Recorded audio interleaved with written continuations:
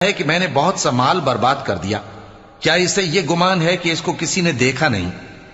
بھلا ہم نے اس کو 2 آنکھیں نہیں دیں اور زبان اور 2 ہونٹ نہیں دیے؟ یہ چیزیں بھی دیں اور اس کو خیر و شر کے دونوں رستے بھی دکھا دیے، مگر یہ گھاٹی پر سے ہو کر نہ گزرا۔ اور تم کیا سمجھے کہ گھاٹی کیا ہے؟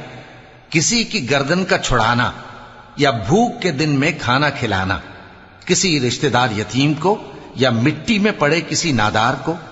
پھر ان لوگوں میں بھی شامل ہوا جو ایمان لائے اور جو صبر کی نصیحت اور ایک دوسرے کو مہربانی کی تلقین کرتے رہے۔